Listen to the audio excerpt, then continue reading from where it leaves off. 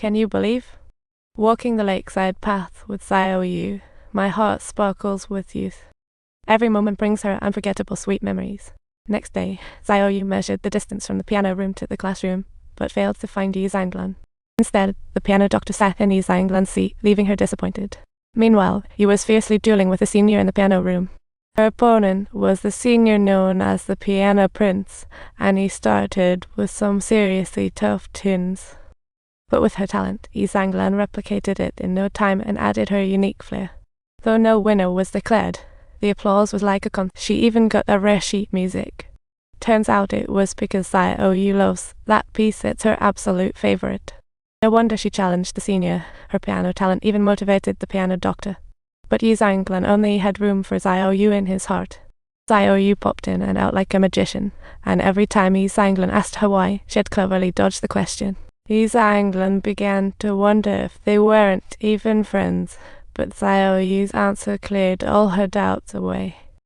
But Xiaoyu always looked worried, and whenever Yi Zhanglan probed, she'd just play coy.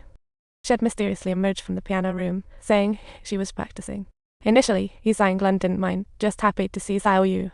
That day, she took Xiaoyu to a CD store and played her favorite album, Such Beautiful Melodies, pure music to the ears. But tears sparkled in Xiaoyu's eyes as she suddenly kissed Yi Zhanglan on the cheek, and then whisked her up to her apartment. What a majestic place. The sunset shone on them, but Xiaoyu suddenly wheezed, inhaling from her inhaler calmly while joking to Yi Zhanglan. Yi Zhanglan carefully handed Xiaoyu the sheet music, and the moment she saw it, Xiaoyu was completely stunned. It was exactly what she had been dreaming of. With tears and courage intertwining, Xiaoyu finally revealed her heart, while Yi Zhanglan responded with a kiss. From then on, they settled into a relationship, often frolicking in the old piano room, playing their favorite tunes together. Yi Zhanglan even promised Xiaoyu she'd perform a piece for her at graduation, definitely proof of their love. During this time, Yi Zhanglan occasionally heard strange gossip, like at the party when Xiaoyu was his partner but was teased. Next time, if you have no partner, just call me. Initially, Yi Zhanglan didn't think much of it until one day she mentioned to Xiaoyu that their old piano room was going to be demolished, and Xiaoyu's complexion suddenly darkened as she asked Yi Zhanglan, who was confused. She didn't know why Xiaoyu asked for teaching the piece suddenly and started playing it fast before she could react. Then she played faster and faster. Yi Zhanglan worried if Xiaoyu's wheezing was making her so anxious, so her father, a music teacher, learned apples relieve wheezing. So he placed one on Xiaoyu's seat daily.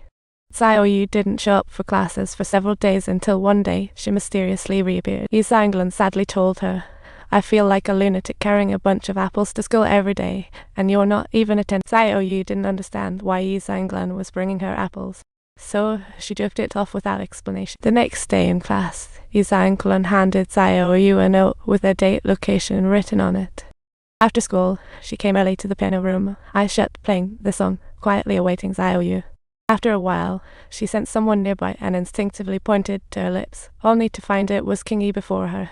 Just then, there was a noise outside the door, and she anxiously dashed out, searching every corner but couldn't find a trace of Xiaoyu. Not even when she ran outside the classroom building could she catch sight of Xiaoyu. She knew Xiaoyu must be mad. The next day, Yi Zhanglan arrived early at Xiaoyu's place to clear up the misunderstanding.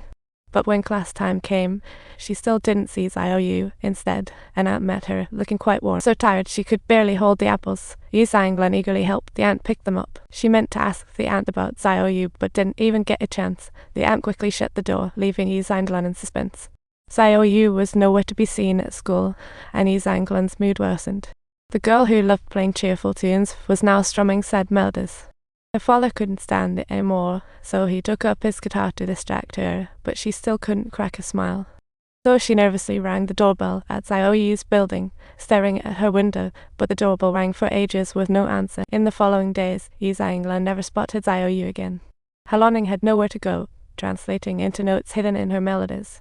6 months passed in the blink of an eye, and Yi Zhanglan seemed to adapt to life without Xiaoyu, smiling at life again. She thought time had dulled her longing for Xiaoyu, but one word from King Yi flooded her with memories. "This place is going to be torn down." King Yi's reminder enlightened Yi Zhanglan. Turns out she could never forget Xiao Yu. Maybe she never even intended to.